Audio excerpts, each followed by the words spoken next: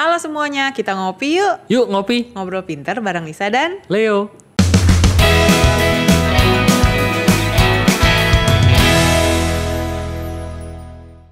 Jadi gimana nih? Banyak banget yang ngomongin soal resesi 2023 nih, Le. Iya.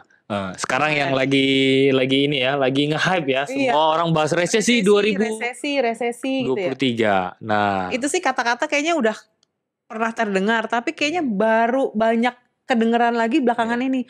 Resesi iya, gitu ya. Resesi. lama-lama rasanya resesi ya. Resesi, ya Dengerin itu resesi. terus ya. Kalau setahu gue tuh resesi cuman kondisi ini jadi semakin buruk gitu. Kondisi perekonomian semakin buruk, harga naik, tapi nggak tahu kok Iya. bisa naik. Ya, memang gitu kan banyak yang bilang juga, ke depannya gelap nih. Gelap, betul. Ya. Gelap. Apakah habis gelap terbitlah terang?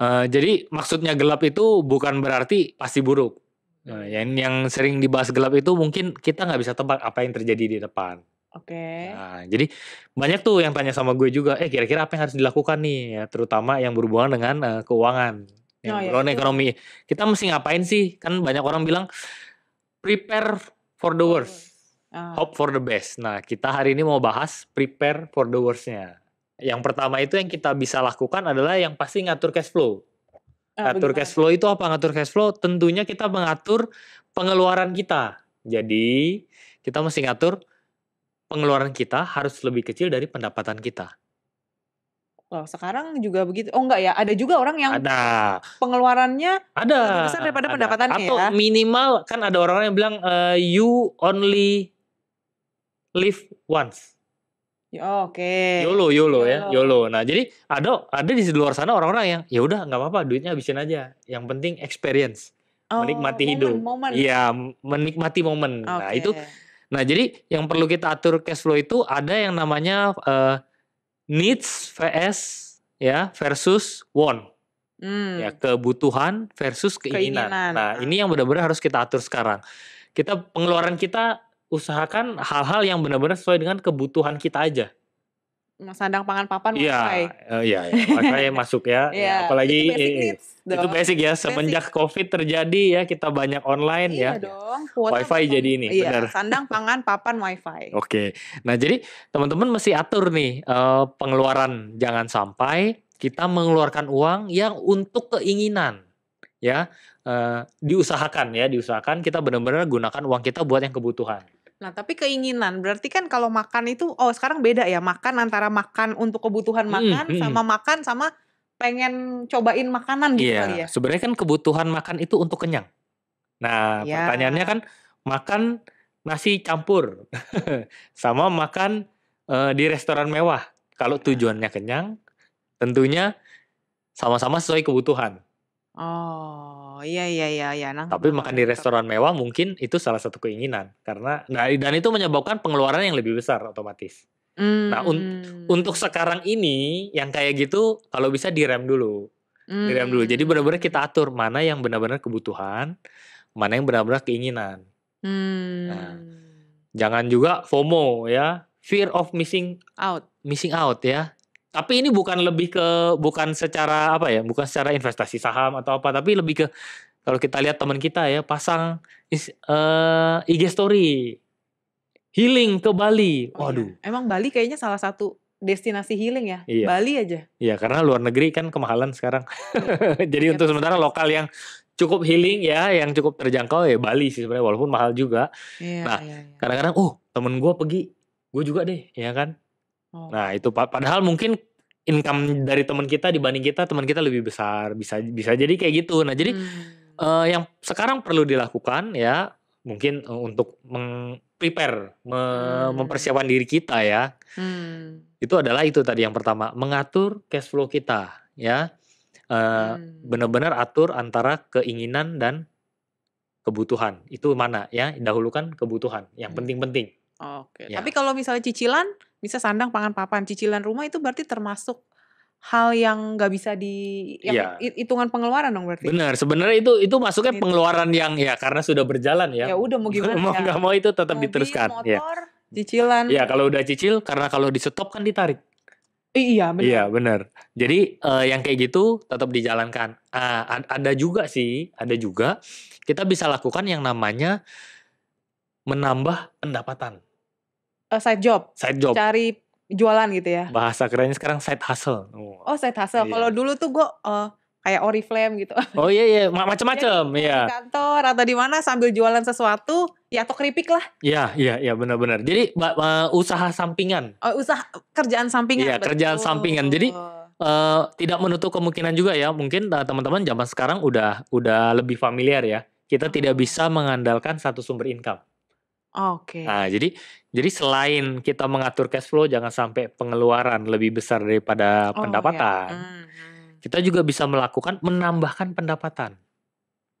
Dengan cara apa ya? Otomatis dengan cara menambah penghasilan ya, memanfaatkan waktu yang kita bisa sisihkan untuk menghasilkan pendapatan lain. Tapi zaman sekarang lebih gampang kayaknya ya untuk menghasilkan uang gitu sebenarnya. Nah ya sebenarnya peluang di luar sana banyak. Iya, kayak misalnya bikin konten atau kalau jualan gak mesti di rumah kan, gak punya toko, misalnya di TikTok atau di IG story, misalnya bikin yang apa sekalian kalau ada yang mau di PO gitu, gak mesti dibikin baru dijual gitu kan. Sekarang kayaknya menurut gue lebih mudah untuk dapetin kerjaan sampingan gitu dibanding zaman dulu. Karena teknologi semakin canggih ya, jadi kita memasarkannya juga semakin mudah ya. Atau barang-barang yang udah gak kepake aja, ada tuh kayak sejenis Shopee Marketplace gitu.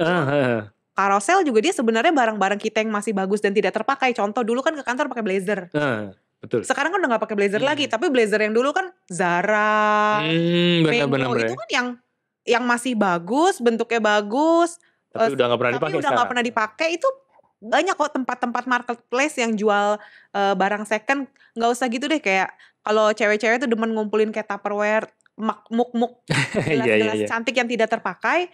Bisa itu dijual. Tuh di TikTok bener dengan kondisi bagus, difotoin kalau ada bocelnya di sebelah mana, dijual dengan harga tertentu dan dapat uang. Pertama rumah kita juga nggak penuh, barang-barang yang masih bagus dan tidak terpakai, baju-baju, terus gampang juga ngelepasnya gitu. Iya. Karena ya gitu, dengan teknologi kita bisa menjangkau pasar yang lebih besar ya. Iya sih, betul. Ya, terus kita juga bisa kita juga bisa cari side job yang menggunakan modal lebih sedikit.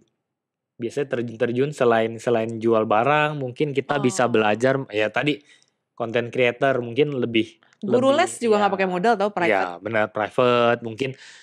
Sekarang kan banyak multi level. Ya, guru-guru pokoknya kayak piano, karate, yang skill-skillnya juga nggak pakai modal kan, datang ke rumah.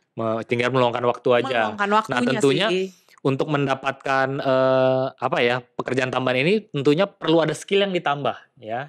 Ya contoh misalnya, gue mau ngajar jadi guru nih, misalnya jadi guru piano ya, mungkin kita kalau belum punya skillnya ya, kalau sudah punya lebih baik. Tapi kalau belum ya mesti menambah juga, menambah pengetahuan dan menambah skill. Jadi di masa sekarang, selain bekerja yang teman-teman sudah lakukan ya, berbisnis yang teman-teman sudah lakukan, boleh juga sempatkan waktu buat menambah pengetahuan di luar apa yang teman-teman sudah ketahui.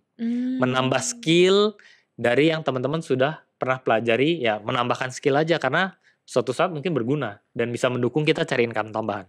Iya sih. Ini juga sih sebenarnya kayak, lu tau gak sih sekarang banyak banget bertebaran itu tentang bikin sayur organik di rumah. Oh iya, menanam. Jadi misalnya cuman bikin pipa yang intinya cuma 30 atau 50 pipa doang, tapi dijual ke sekitar. Karena kan kita gak mungkin konsumsi tiap hari. Benar. Ya kan? Betul. Itu obatnya organik, bikinnya di rumah, dengan tempat yang terbatas. Itu banyak banget loh orang yang beli akhirnya dari yang kayak gitu. Iya. Gue punya kenalan ya, ada yang kayak gitu, dia bikin di halaman rumahnya, ya ternyata berkembang dan banyak, akhirnya dijual. Skalanya tapi kan ya skala rumahan kan, bukan skala pabrik kan? Enggak. Jadi ya memang pasarnya nggak banyak jadinya, tapi bisa menghasilkan uang tambahan. Betul. Benar.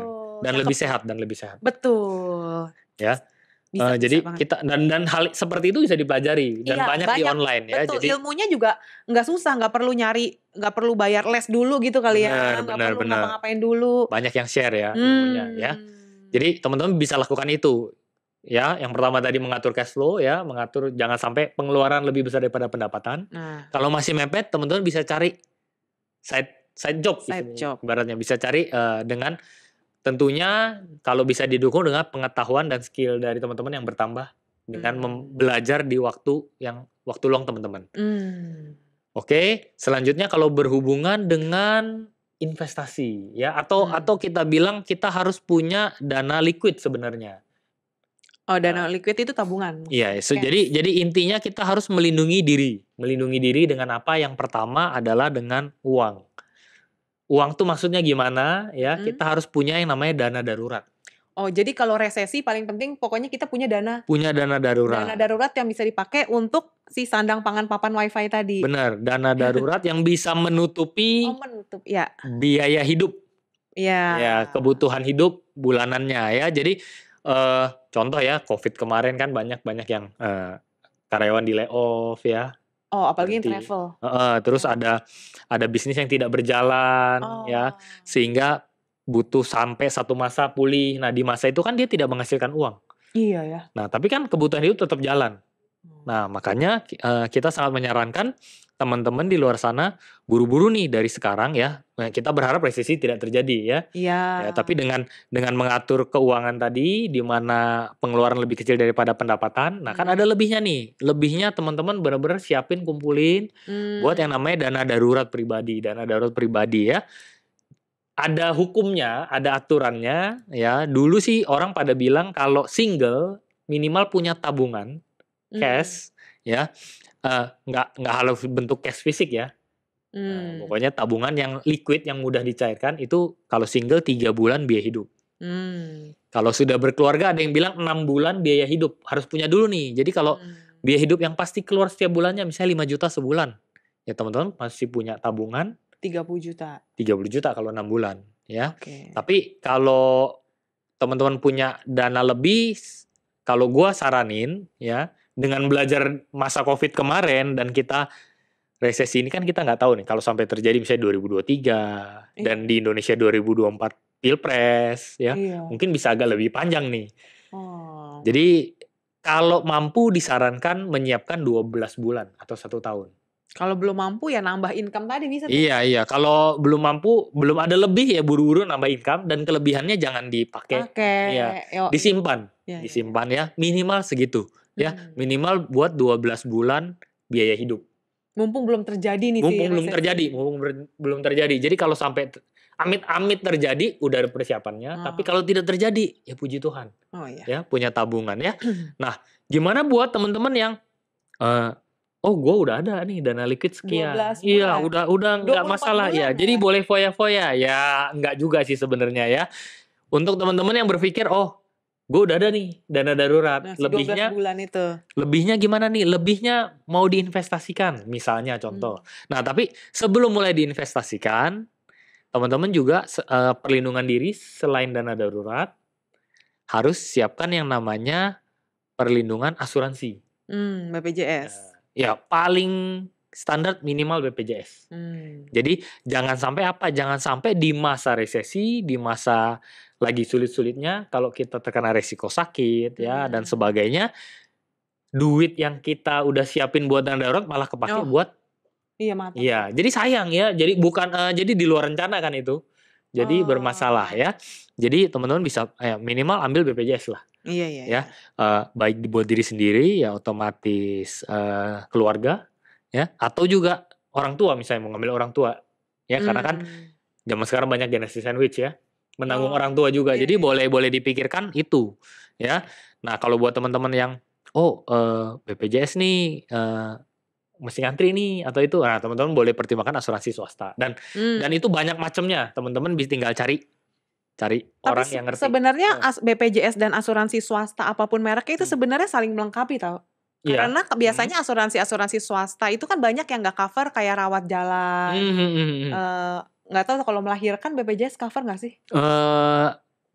Cover sih. Nah itu kan perlu yang untuk rawat harian, kayak gitu itu pakai BPJS. Tapi kalau misalnya amit-amit nih urgent sakitnya yang parah, terus pengen ke dokter spesialis yang kita mau gitu kan, itu kan nggak bisa kalau pakai BPJS kan. BPJS itu harus rujukan. Jadi ada prosedurnya. Ada prosedurnya karena gue pengalaman kemarin, jadi begitu pakai BPJS di rumah sakit A. Wah, rumah sakit A-nya full. Gue pengen ke rumah sakit udah tahu nih, yang B nih kosong gitu ya. Nggak bisa langsung ke B. Harus dari rumah sakit A ini yang menghubungkan ke beberapa rumah sakit. Dirujuk ya ibaratnya. Dirujuk, mana yang keterima dengan spesifikasi alat tertentu yang mampu Yang nampung, dibutuhkan, yang dibutuhkan, baru bisa. Oh, Nah, jadi oke. sebenarnya kalau ada kondisi tertentu menurut gue BPJS sih paling basic. Iya, Wah, itu sih harus punya, wajib wajib punya. punya. Tapi kalau misalnya dengan punya kondisi tertentu dan penyakit tertentu yang membutuhkan profesor, ahli, atau sebagainya, better sih swasta itu saling Betul. melengkapi banget. Ya, Tapi betul. punya swasta nggak punya BPJS juga rawat jalan nggak bisa di-cover. Iya.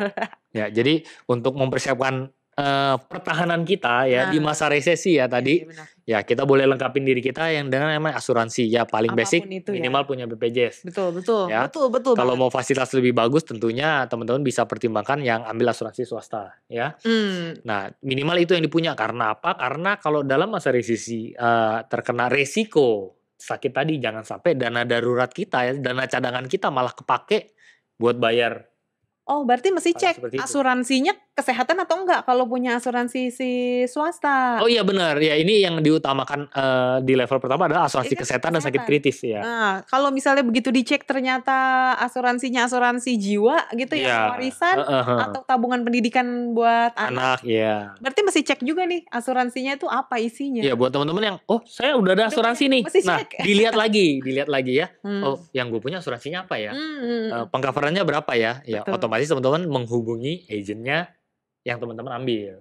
Iya, betul. Ya, itu perlu tahu juga. Ya, jadi setelah tadi udah ya, yang pertama kita atur cash flow ya, yang kedua ya otomatis paham yang YOLO, FOMO itu kita parkir dulu ya. YOLO. Terus kemudian kita belajar skill baru ya. Buat nambah penghasilan ya. Kalau ada kesempatan buat menambah penghasilan ya, kan banyak tuh di luar sana ya, ada teman yang ngajakin join multi level misalnya ya. Kalau tanpa modal teman-teman boleh pertimbangkan ya.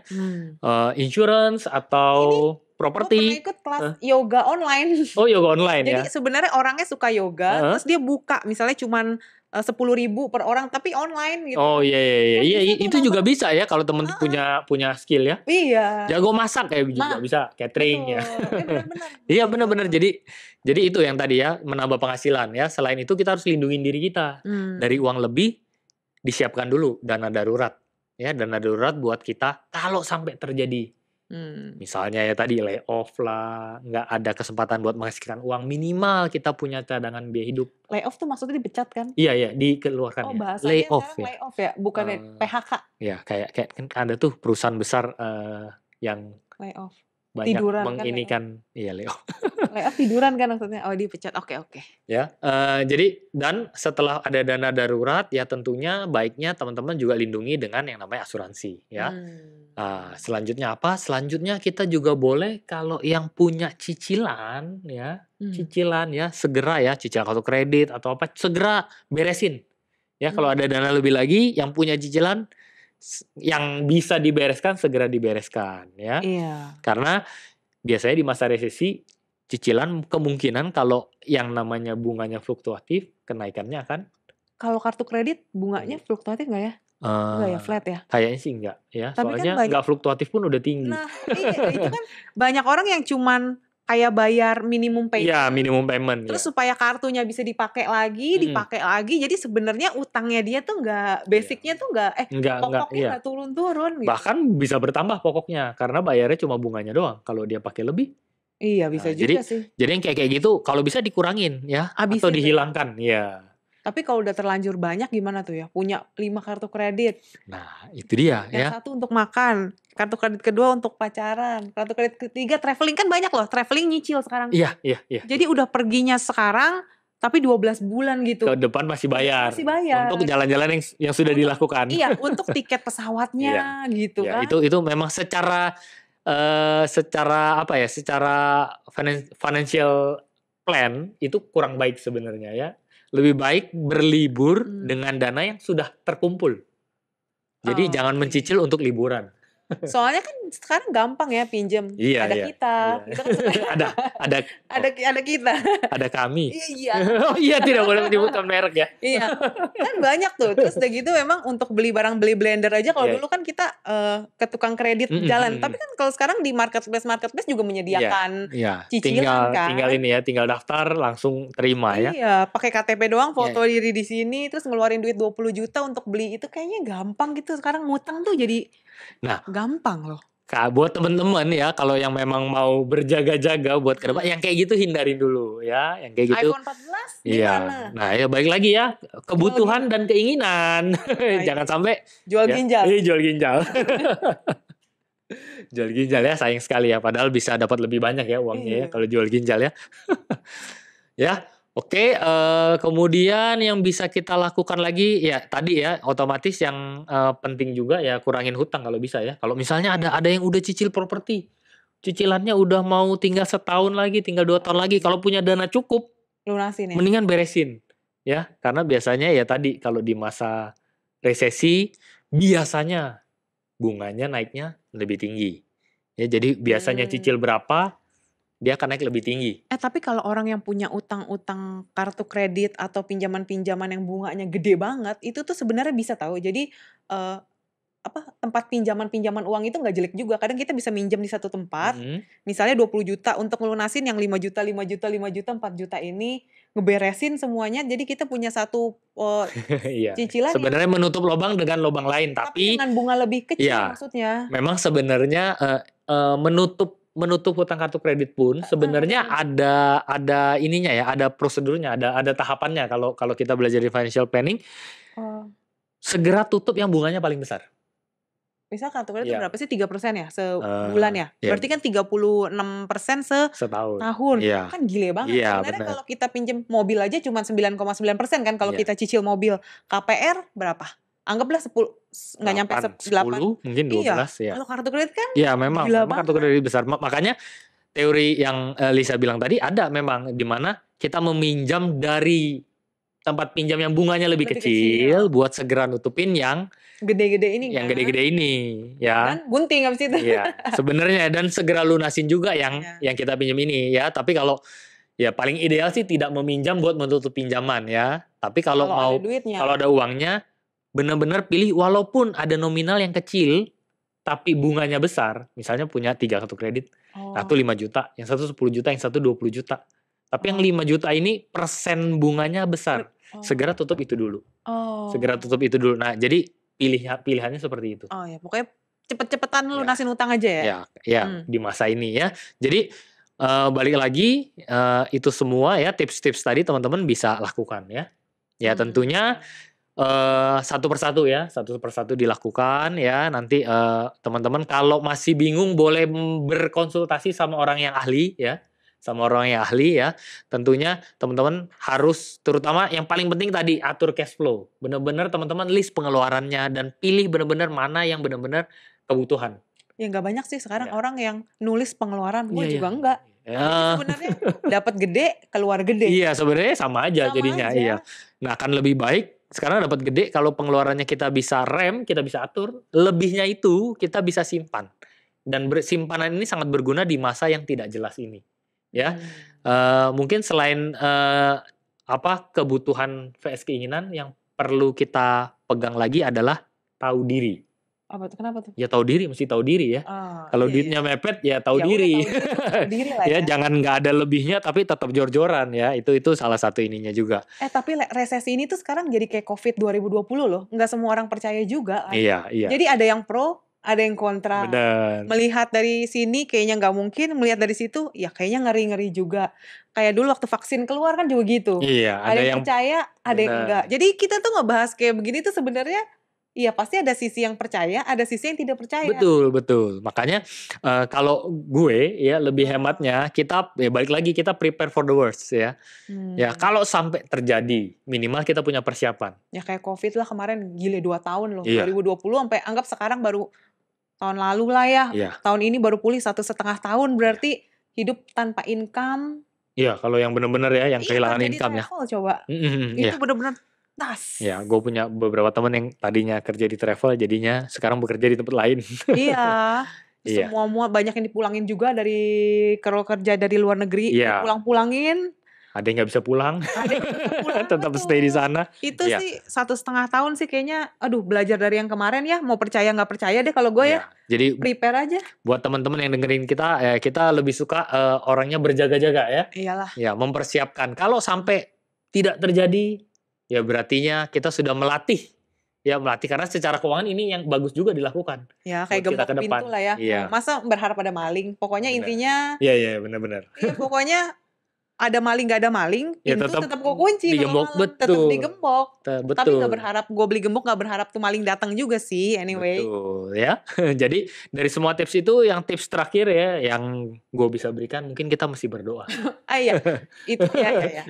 Ini agak melenceng dari keuangan ya, tapi ya. Ya. Tapi berdoa ya, karena dengan berdoa keuangan kita bisa bagus juga.